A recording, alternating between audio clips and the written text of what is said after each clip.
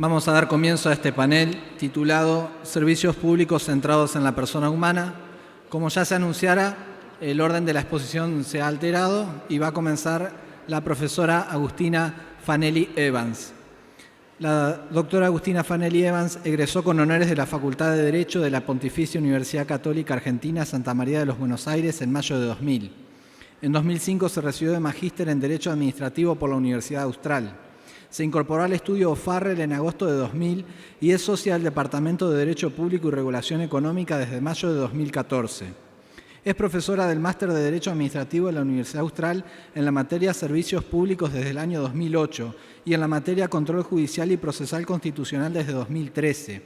Fue profesora de la carrera de grado de Abogacía de la Universidad del Museo Social desde 2001 hasta 2007. Es miembro de la Secretaría de Redacción de la Revista Argentina del Régimen de la Administración Pública.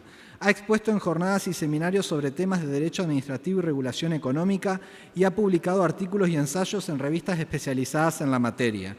Es miembro de la Asociación Argentina de Derecho Administrativo y miembro del Colegio de Abogados de la Capital Federal. El título de la exposición de la doctora Fanelli Evans es La realidad tarifaria actual, la conservación del servicio y la conservación de los derechos sociales al servicio público. Muchas gracias. ¿Tengo que aprender? Bueno, antes que nada, quería agradecer a la ADA por haberme invitado y al Gobierno de Entre Ríos. Y un honor para mí estar acá y compartir este panel con estos profesores. Bueno, el objeto de mi charla es reflexionar un poco con ustedes las medidas económicas que quizás habría que adoptar en materia de servicios públicos y puntualmente me voy a referir a energía eléctrica, distribución de energía eléctrica y gas natural, básicamente para lograr el restablecimiento del equilibrio de la ecuación económica financiera de los contratos de concesión, pero sin descuidar los derechos fundamentales de los usuarios. Y cuando hablo de usuarios no solo me refiero al usuario presente, sino también a los usuarios futuros y a los actuales ciudadanos que no tienen acceso a ese servicio. También la idea es analizar y reflexionar un poco cuál sería el alcance del control judicial frente a estas medidas económicas, para evitar, garantizando el derecho de los usuarios, pero evitar una invasión del Poder Judicial sobre políticas públicas.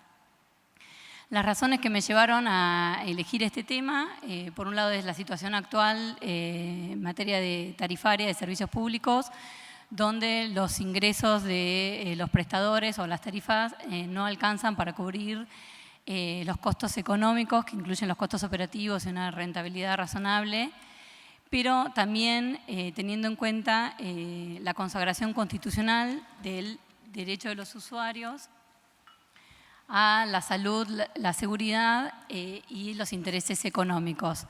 También el derecho a la vida digna consagrada en la Convención Americana de Derechos Humanos, que tiene rango constitucional y que ha sido interpretado por la Corte Interamericana de Derechos Humanos. Y básicamente lo que más me llamó a investigar este tema es la actual jurisprudencia, la jurisprudencia reciente en materia de tarifaria, con aumentos tarifarios, donde han sido frenados por la justicia justamente alegando la afectación de los derechos esenciales de los usuarios, el derecho a la vida digna, el derecho a la salud. Puntualmente me refiero a, por ejemplo, el año 2009, cuando empezó el proceso de quita de subsidios en materia de energía eléctrica, con la resolución 1169 del 2008, o también en temas de gas, con el cargo tarifario por el tema de la importación de gas, donde acciones del Defensor del Pueblo, la Justicia Federal hizo lugar a la medida por considerar, lo cito porque me parece importante, que los derechos de los usuarios pueden resultar afectados en forma irreparable ante el riesgo de privación absoluta de la prestación de un servicio público esencial, sin el cual los usuarios afectados quedarían sumidos en una situación de verdadera menesterosidad social, pues la supervivencia de la sociedad moderna es virtualmente inconcebible sin acceso a tales servicios. Esta jurisprudencia se replica quizás el año pasado en la Justicia Federal del interior del país, ante también el proceso de quita de subsidios en materia de gas. Entonces, como que vemos que el derecho del usuario a la vida digna en materia de servicios públicos y puntualmente en energía eléctrica o gas natural está siendo analizado por la justicia. Con relación a las medidas económicas, medidas tarifarias de la última década, a modo de síntesis para poder avanzar en el análisis, desde el punto de vista del prestador, podemos decir que obviamente después del 2002 y en algunos casos como en el gas desde el 2000, no se logró restablecer el equilibrio de la ecuación económica. Tenemos un periodo 2002 hasta la firma de las actas acuerdos, donde directamente por sacrificio compartido las empresas tuvieron que rescindir o desistir de cualquier reclamo de restablecimiento de la ecuación, con el compromiso de realizar una revisión tarifaria integral, que la idea era que iba a restablecer este equilibrio, que nunca culminó este proceso de revisión. Entonces estamos desde el 2006-2008, según cuando se haya firmado las actas acuerdo de renegociación, con un régimen transitorio que implicaba un incremento original y una revisión semestral de variación de costos que tampoco logró llevarse a cabo. Hubo pocas variaciones, pocos procesos de revisión, donde meramente se aplicó el índice. Desde el punto de vista de los usuarios, más que nada de los usuarios residenciales, vemos que entre el 2002, 2006, 2008, firma del acta acuerdo, hubo una especie de subsidio a todos los usuarios, más allá de los usuarios residenciales, a todos los usuarios, industrias y comercios, porque no hubo ajuste tarifario. A partir de la aplicación del régimen tarifario de transición, en una primera etapa, los usuarios residenciales continuaron siendo subsidiados y después empezó un proceso, si se quiere, de quita de subsidio o regulación, donde se dividió en subcategorías según el nivel de consumo y con las categorías, los niveles de consumo más bajos seguían siendo subsidiados y a medida que se elevaba el nivel iba variando o iba disminuyendo el subsidio. También se creó un régimen de excepciones porque en no todos los casos el nivel de consumo representaba capacidad de pago y se creó un régimen de consumo ad hoc. Bueno, llama la atención esto también en la medida que las actas de acuerdos preveían un régimen de tarifa social que no fue implementado.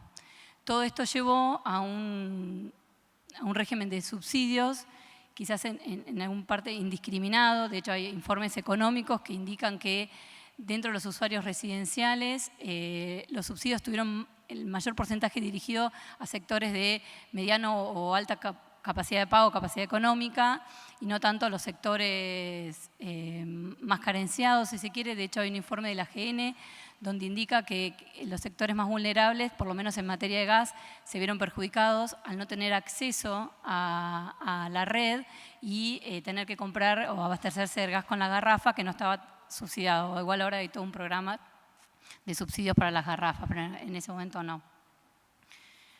Otra crítica que se puede hacer es, en definitiva, esto generó una distorsión en los precios. Hay informes que indican que la tarifa de gas es un 64% por debajo de la tarifa de referencia internacional, mientras que la energía eléctrica está por un 92% por debajo.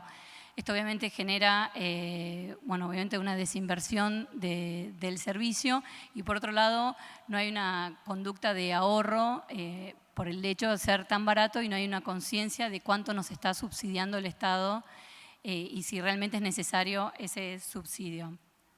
En definitiva, a modo de síntesis de estas medidas, podemos decir que en definitiva en esta última década lo que se trató de priorizar es proteger un contexto quizás más macroeconómico, no se miró tanto ni al prestador, indirectamente al usuario se dijo que sí, pero quizás lo que se buscó es una medida más de política económica, cómo podría ser controlar los precios. Si bien este principio estaba como criterio de renegociación en la ley 25.565, quizás lo que se descuidó son los otros principios que también estaban, las otras pautas, que era proteger el interés del usuario, la accesibilidad al servicio y la rentabilidad de las empresas.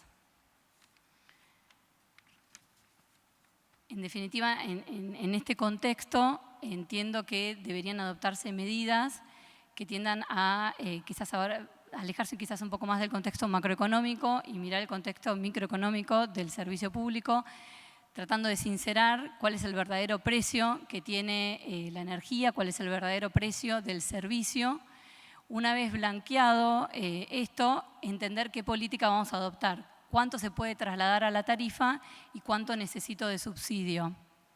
Y a su vez, en la medida que analizo el subsidio, quién realmente necesita ese subsidio. Para eso es necesario implementar un régimen de tarifa social que realmente implique un estudio de a quién se le va a otorgar ese subsidio. Como modelos podemos tomar, quizás por ejemplo en el ámbito federal, la tarjeta SUBE o todo el régimen del SUBE, que es para transporte de pasajeros y también para transporte ferroviario, donde tienen en cuenta los programas de transferencia del ANSES. Y esto puede quizás ser complementado porque puede haber quizás errores de exclusión, complementados con otros programas o regímenes de tarifa social, como puede ser el programa que tiene aguas y saneamientos, o el programa actual o programa Hogar, que es para el subsidio de las garrafas. Entonces entiendo que aquí rige quizás el principio de subsidiariedad, es decir, el Estado debe intervenir, pero cuando realmente sea necesario, y focalizar su esfuerzo y este subsidio en realmente los que lo necesitan. También entiendo que estas medidas económicas deberían ser quizás progresivas, dado el gran atraso que tenemos en materia de ajuste tarifario, y tiene que estar acompañado de una buena campaña comunicacional para que haya una buena información y los usuarios ya de antemano tengan una capacidad de ahorro o prepararse para las medidas que vienen. En este contexto, creo que, como les decía, que quizás en la última década todo aumento tarifario fue frenado por la justicia. También analicé, digamos, qué alcance debería tener, quizás, o desde mi punto de vista, el control judicial para evitar el congelamiento de cualquier medida tarifaria con el perjuicio que esto ocasiona, porque estamos hablando de que lo dicta un juez de primera instancia y mientras todo el trámite del juicio permanecen congeladas. Por lo tanto, la política económica, después de 3 años, quizás ya no sirve o se tienen que tomar otras medidas. En cuanto al alcance del control judicial, creo que en un extremo, y quizás no hay margen de duda, que el control de la juridicidad del acto, es decir, que quien cuestiona la validez del acto, pero por afectar el ordenamiento, por estar violando alguna norma, creo que el alcance del control judicial claramente debería ser amplio.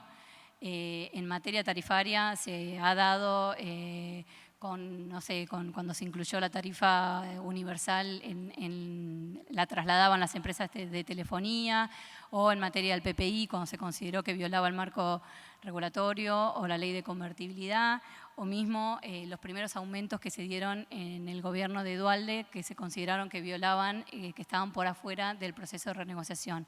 Entonces, entiendo que cuando hay una violación del principio de legalidad, el control judicial debería ser amplio.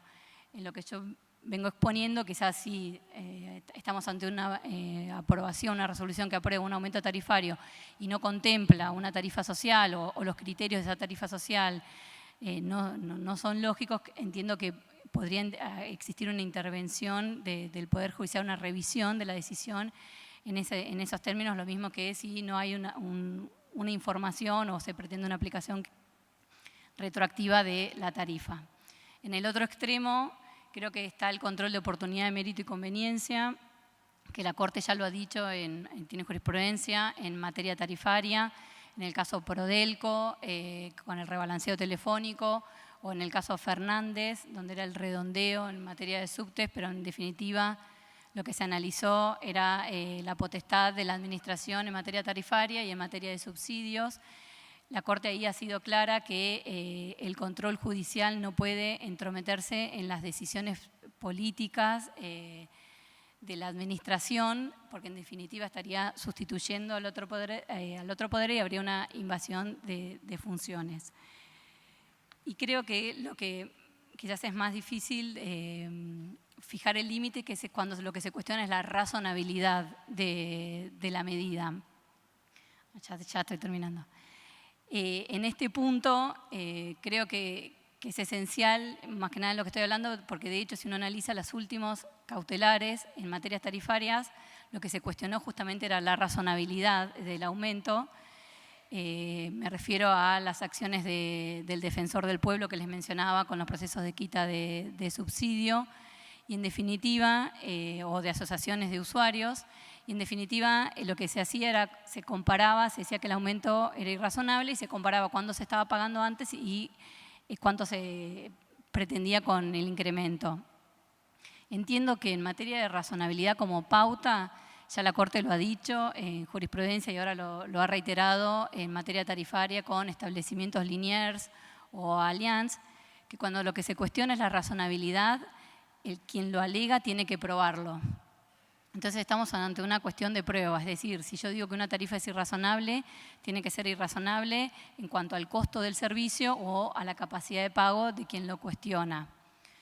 Como consecuencia de este principio que es necesario probar la razonabilidad, creo que nos encontramos con un primer obstáculo o algo para reflexionar es si las acciones de amparo son útiles para cuestionar un aumento tarifario o la razonabilidad de un aumento tarifario, teniendo en cuenta que se requiere mayor amplitud de debate y prueba.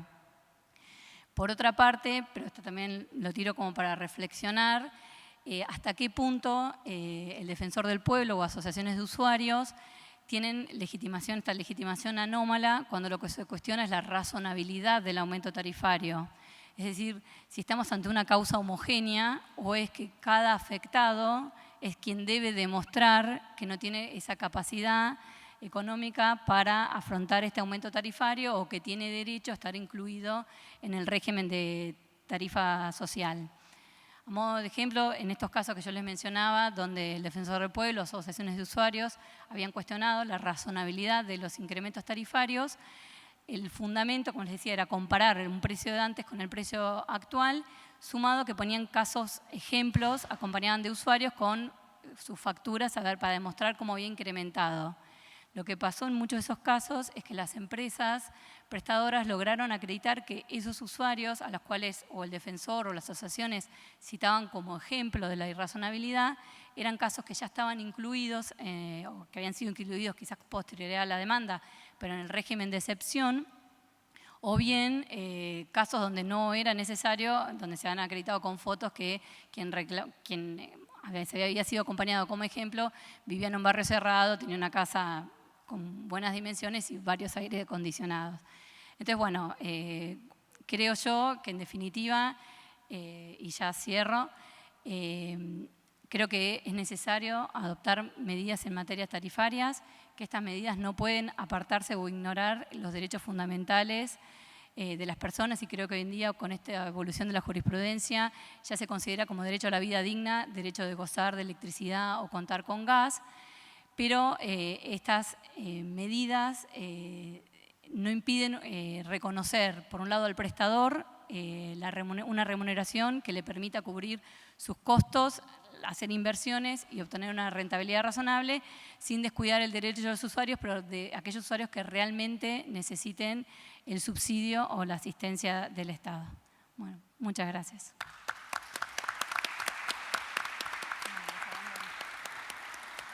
Perdón, yo me tengo que ir. Pido 1000 disculpas que sale mi avión. Perdón.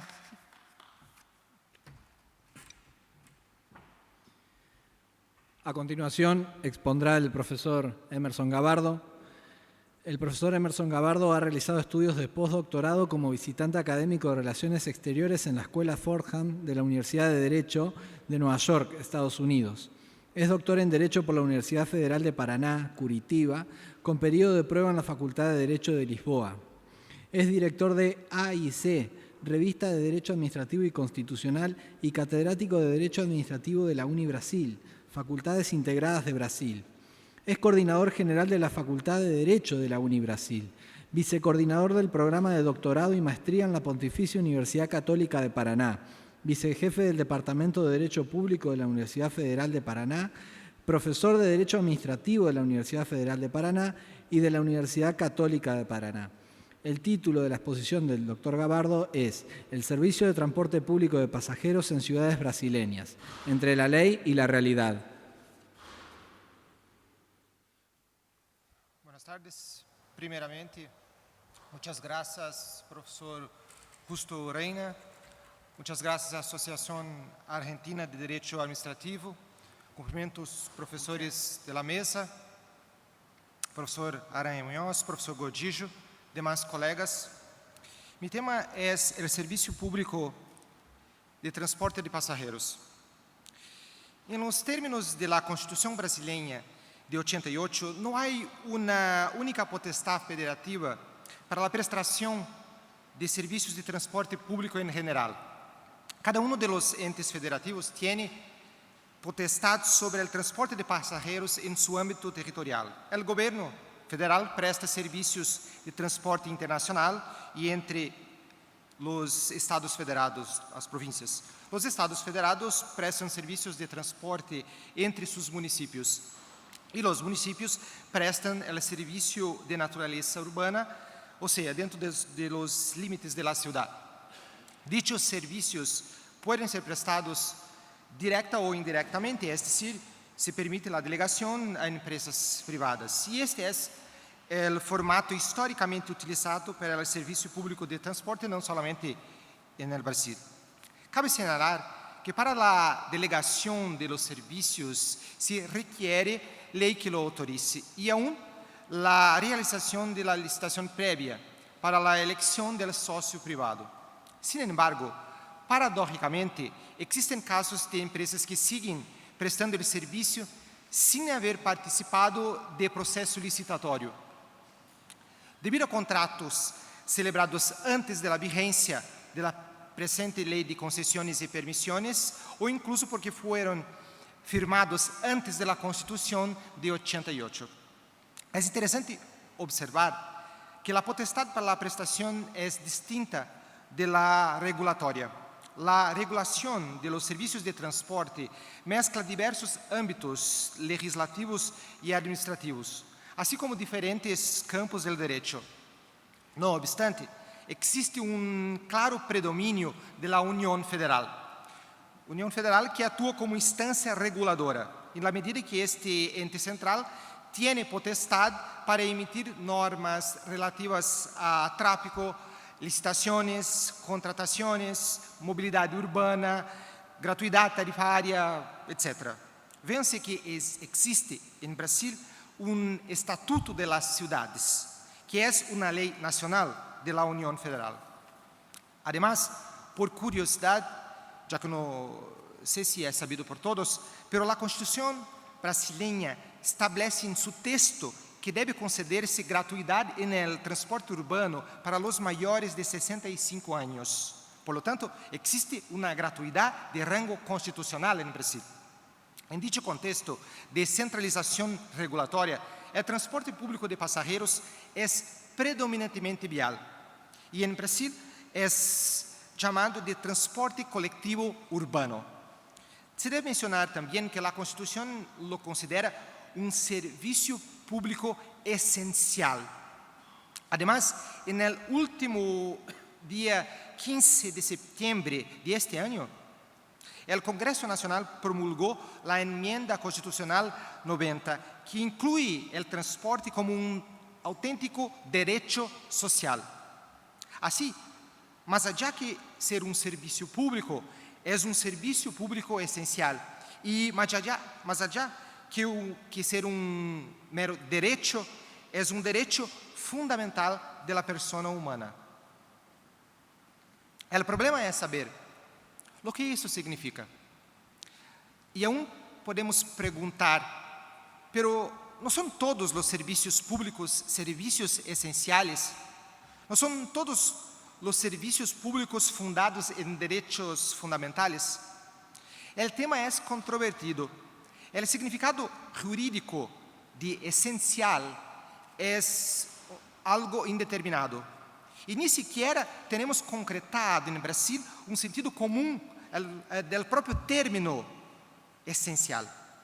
Por ahora sabemos que existen algunas diferencias puntuales. Por ejemplo, en las actividades esenciales hay una restricción más enfática al ejercicio del derecho de huelga de los funcionarios públicos, lo que da más fuerza en dichos casos al principio de continuidad de los servicios públicos. Pero sin duda, eso es todavía una cuestión abierta en Brasil. Es decir, es difícil saber efectivamente cuál es la diferencia entre un régimen de servicios públicos y un régimen de servicios públicos dichos como esenciales. En esta ponencia voy a defender la idea de que esta esencialidad, además de prestigiar de manera más intensa el principio de continuidad de los servicios públicos, implica un deber de participación activa o corresponsabilidad de otras entidades federativas más allá del municipio.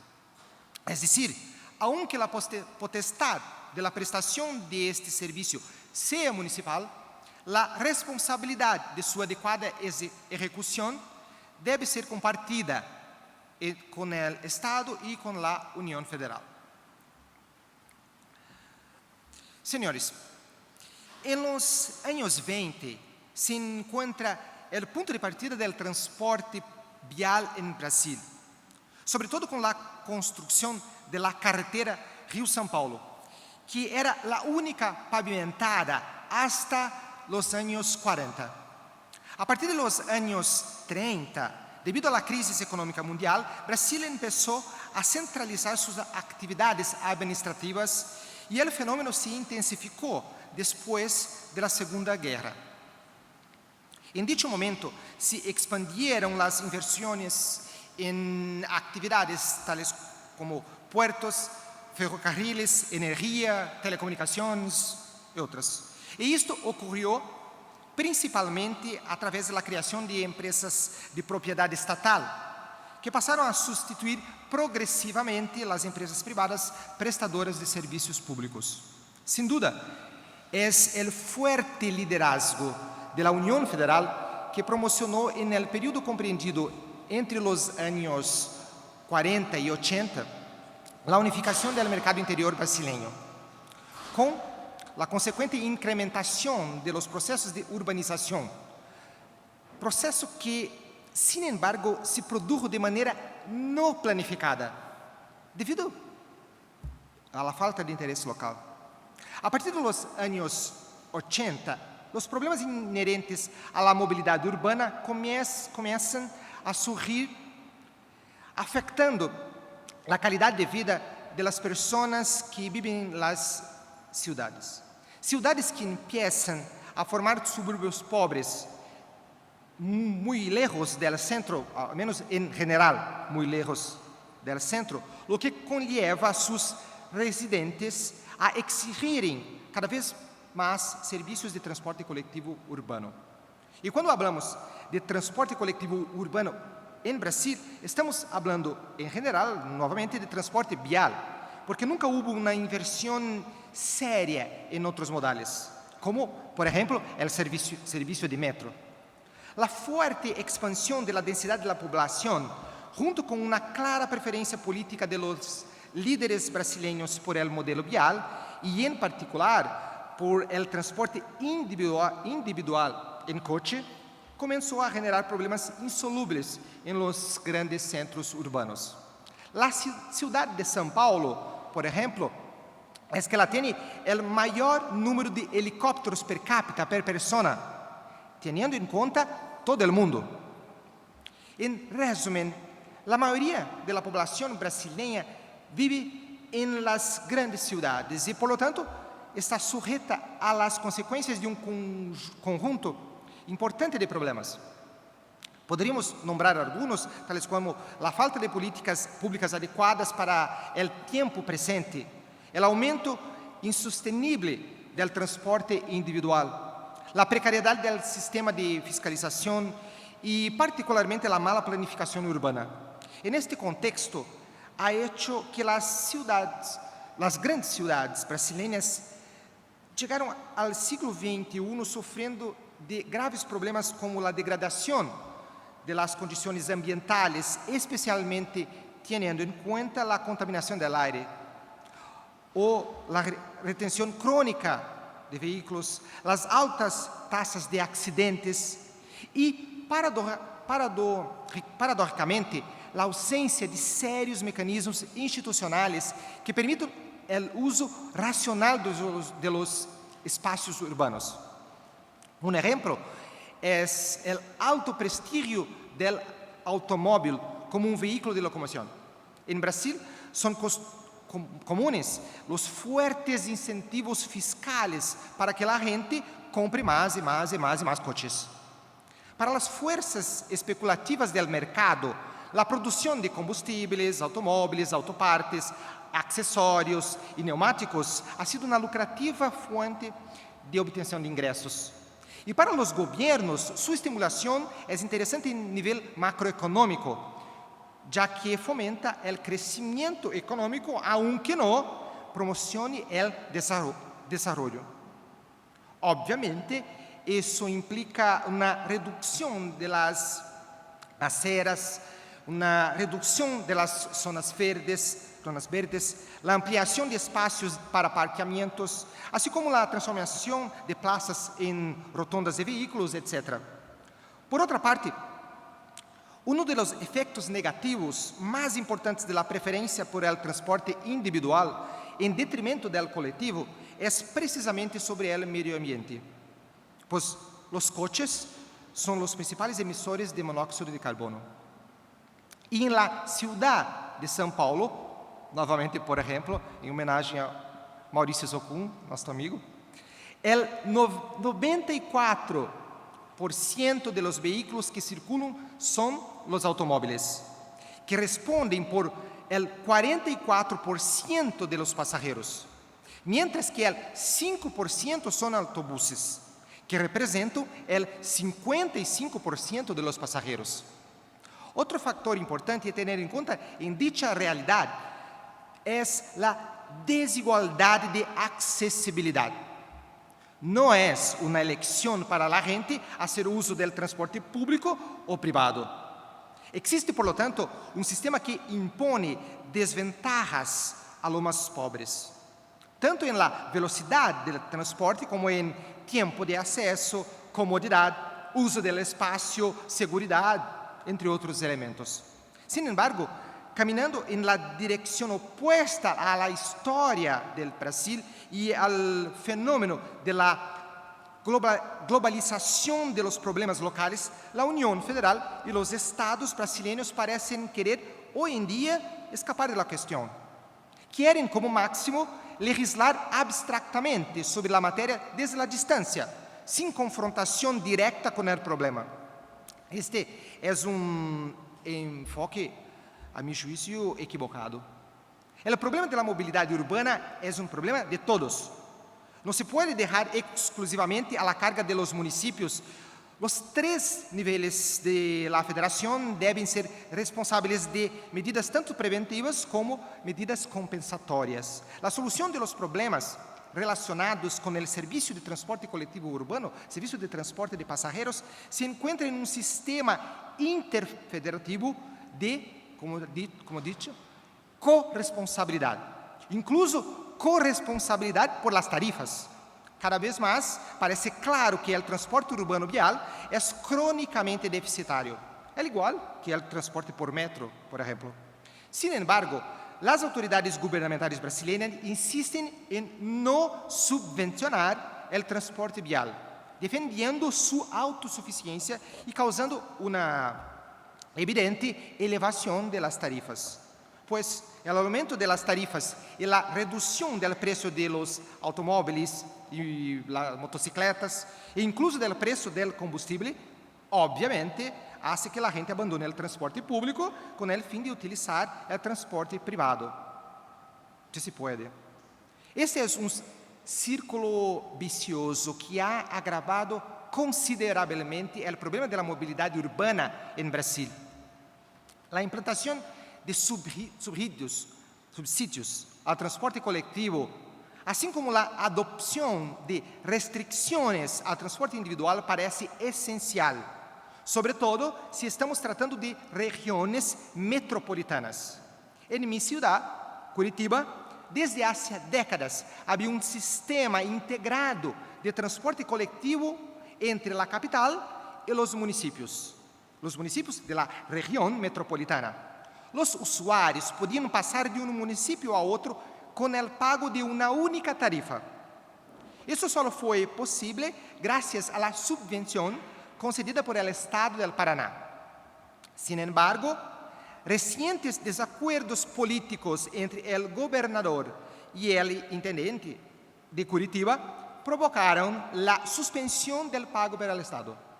Dicha suspensión inviabilizó el sistema integrado, causando graves problemas a los municipios y a los usuarios más pobres. Es necesario, así, que sean constituidos de forma conjunta 3 planes estructurales relacionados con la movilidad urbana. La planificación urbana, es decir, cómo será dispuesta la propiedad urbana en las ciudades. La planificación del movimiento, que es decir, cuáles son las reglas de la circulación de personas en las ciudades. Y 3, la planificación del transporte. Por ejemplo, como el poder público va a intervenir para promover la movilidad y la movilidad con protección del medio ambiente. Con un mejor planeamiento conjunto, quizás sea posible evitar problemas coyunturales tales como el crecimiento del transporte informal ilícito, la dificultad de la financiación del sistema y el desequilibrio de las tarifas. Además, los diversos problemas ambientales derivados de la vida urbana. Si el transporte público de pasajeros es realmente esencial, como en la Constitución, entonces su responsabilidad es de todas las entidades federativas.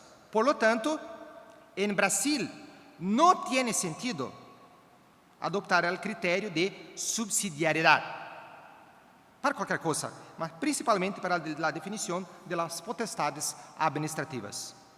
El sistema brasileño de transporte, para que atienda los derechos de la persona humana, tiene que ser de coparticipación, que sea una coparticipación tradicional, público-privada, que ya conocemos, pero también que sea una nueva coparticipación, una coparticipación pública-pública, que todavía y desafortunadamente no sabemos exactamente lo que es o cómo hacer. Muchas gracias.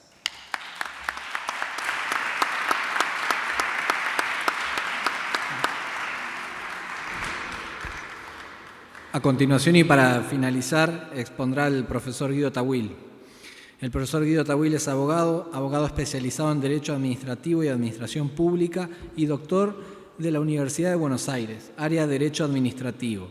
Es catedrático de Derecho Administrativo de la Universidad de Buenos Aires, profesor honorario de la Universidad Autónoma de México, profesor invitado por la Universidad Estadual de Río de Janeiro, la Universidad Autónoma de Barcelona, la Universidad Central de Barcelona, la Universidad Andina Simón Bolívar y la Universidad ESAN de Perú. Perdón. Bueno, yo les agradezco mucho la invitación.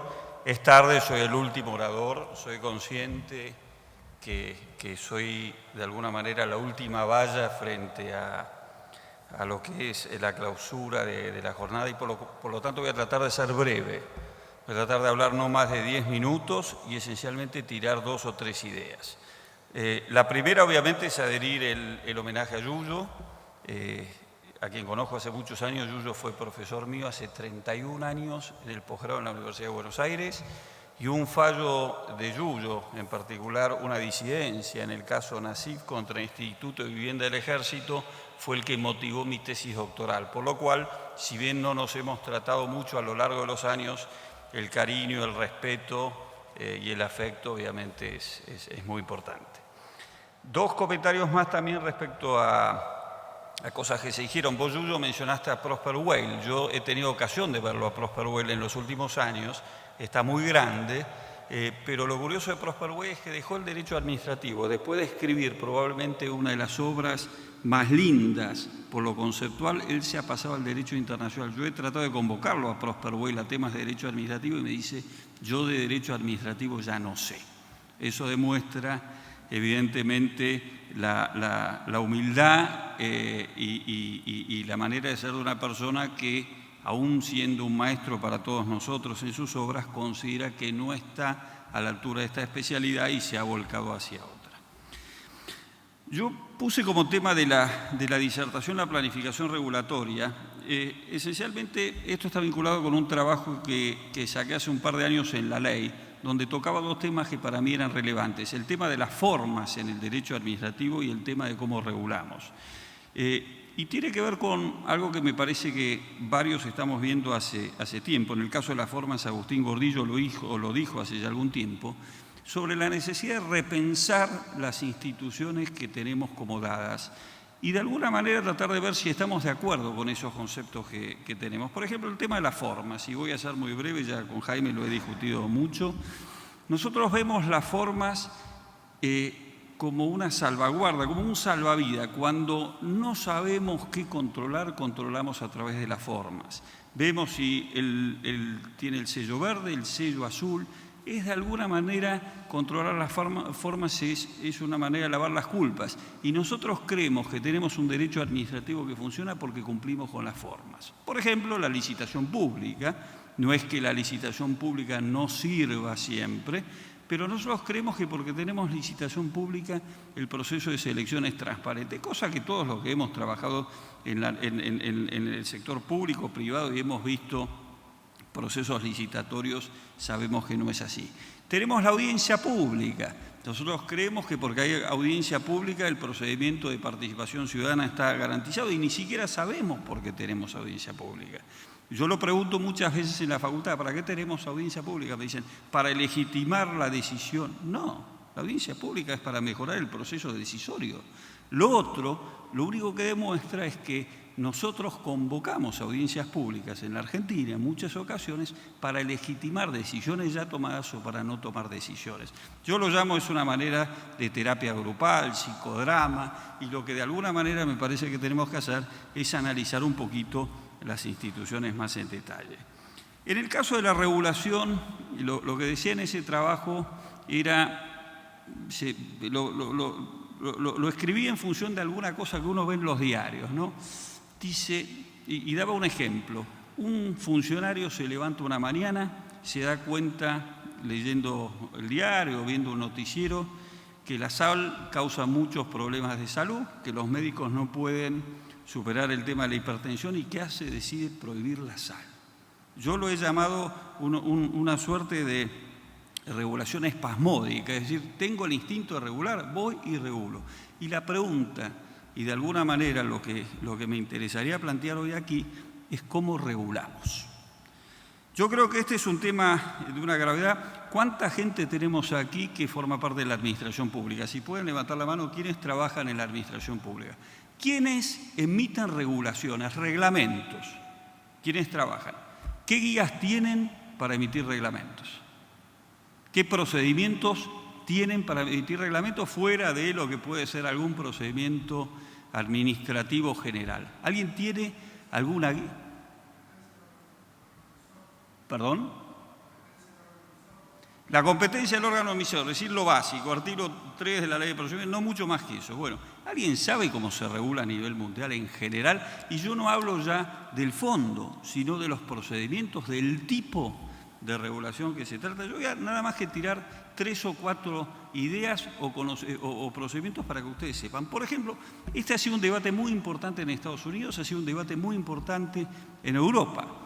Y los problemas regulatorios son comunes a todos los países. El caso europeo, recién lo hablamos con el profesor Pielo, hay todo un problema en Europa como consecuencia de toda la regulación en materia de energía, las ayudas, cómo se están eliminando las ayudas. O sea, los problemas regulatorios existen en todas partes. El problema es cómo se afrontan. Estados Unidos tiene algunas herramientas que me parecen valiosas. Ellos asumen, si bien vienen de un sistema de cómo no que es diferente al nuestro, es decir, no están pensando en un sistema de alguna manera completo y que regula la pluralidad de situaciones con visión de futuro, sino más soluciones puntuales. Ellos tienen mucho de regulación de detalle y se han dado cuenta que han excedido en la regulación. Entonces, hace ya muchos años entraron en algunos procedimientos que me parecen interesantes. Por ejemplo, ellos crearon una oficina como consecuencia primero de una ley que fue la Ley de Reducción del Papel del año 1980, una ley norteamericana, y una orden ejecutiva de Clinton del año 1993, crearon una oficina, la Oficina de Información y Cuestiones Regulatorias, que depende de la Oficina de Manejo Presupuestario y es parte del gabinete norteamericano. Hay un importante administrativista norteamericano, ex profesor de Harvard, y tienen todo un sistema regulatorio por el cual cuando una agencia, cuando un ente desea ingresar en un sistema regulatorio y va a regular, tiene que meterlo en una agenda especial, publicarlo. Esto, a ver si la cámara me puede tomar, esto es un mapa regulatorio norteamericano. Es un mapa de 9 pasos, a ver, ¿lo podés poner cerca de...? Este es el mapa regulatorio norteamericano. Es un mapa de 9 pasos que tienen que cumplir todas las agencias en los Estados Unidos para poder regular. Está medio chiquito, pero van a ver por lo menos lo complejo que es el sistema regulatorio norteamericano. Cuando alguien quiere sacar una regulación, tiene que empezar todo un procedimiento que en 2 etapas, que son el paso 3 y el paso 7, significa un sistema de chequeos que los obliga a hacer estudios adicionales. Por ejemplo, si va a afectar la regulación arriba de $100 millones, tiene que hacer un estudio de costos y beneficios regulatorios directos e indirectos. Si va a afectar empresas medianas, tiene que hacer un estudio del impacto sobre las empresas medianas. Si va a afectar a los niños, tiene que hacer un estudio. Tiene todo un sistema de chequeos y controles por el cual no es que yo me levanto a la mañana y digo voy a prohibir la sal, emito la regulación y se termina. Entonces, lo primero que yo de alguna manera marco y que me parece relevante es esto, veamos qué es lo que está pasando. Ellos son conscientes también que tienen excesos regulatorios. Han sacado, como digo, en el año 1980 esta ley de reducción de papel y han sacado una ley muy interesante en el año 2010, y ya presidencia de Obama, me parece que sí, donde la ley se llama la Ley del Escribir en Forma Llana, Plain Writing Act de 2010. Se han dado cuenta que escriben de una manera que la gente no los entiende. Creo que nos pasa a todos. ¿Y qué han dicho? Vamos a regular eso. Tiene una ley que, a ver, no es una ley de 800 artículos, es una ley de 1,5 carillas.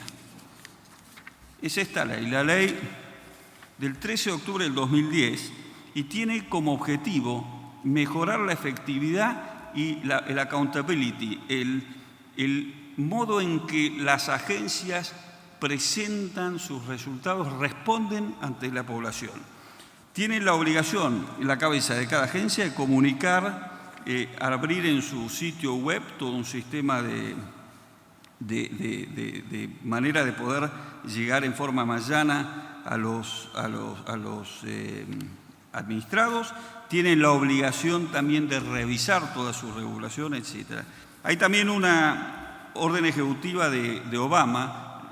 Para que se tenga idea, esto de los decretos como los conocemos nosotros en Estados Unidos no existe. No es que el presidente regula por decreto todo el tiempo. La regulación en los Estados Unidos viene del Congreso y los entes reguladores responden al Congreso. No es que ustedes tienen emisión de regulación permanentemente por parte del presidente. Tiene una orden ejecutiva que recomiendo que la vean, que es una orden, la 13.563 del año 2011 de Obama, que también obliga a revisar toda la regulación, ver si en este momento se está cumpliendo adecuadamente, ver, por ejemplo, si es efectiva, si produce beneficios. Lo primero, y se vincula con algo que decía Jaime hace un rato, cuando tú mencionabas, Jaime, el tema de las estructuras. ¿A quién beneficia la estructura? ¿A quién beneficia la regulación? ¿Qué tipo de examen estamos haciendo?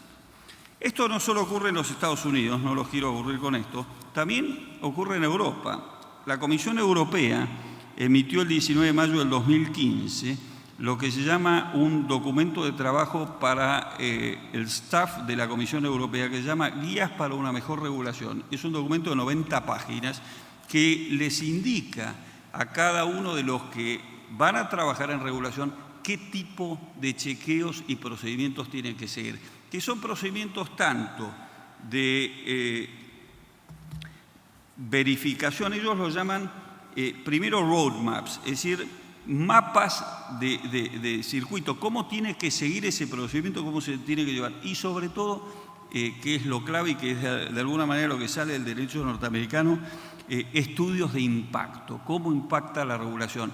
El derecho administrativo hoy en día, y esto se ve mucho en mercados como el europeo, ya no es el derecho del individuo frente al Estado, es un derecho mucho más complejo, es un derecho, por ejemplo, cuando mencionaba Agustina todo el tema de servicios públicos. Si yo toco en un sector del servicio eléctrico, por ejemplo, modifico la remuneración de los generadores, la remuneración del transportista afecto al generador eléctrico. Es una cosa mucho más compleja.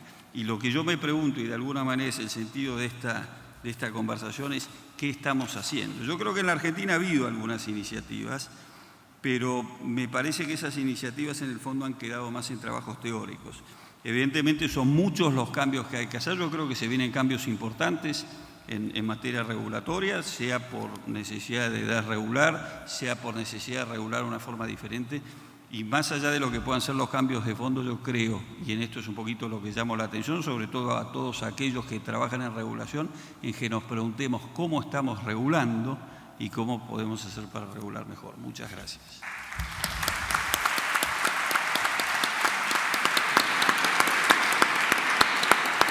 Agradecemos de esta manera a los panelistas y damos por finalizada esta jornada, recordándoles que el panel Las provincias frente al derecho internacional de los derechos humanos va a ser reprogramado para mañana a las 12 horas. Muchas gracias.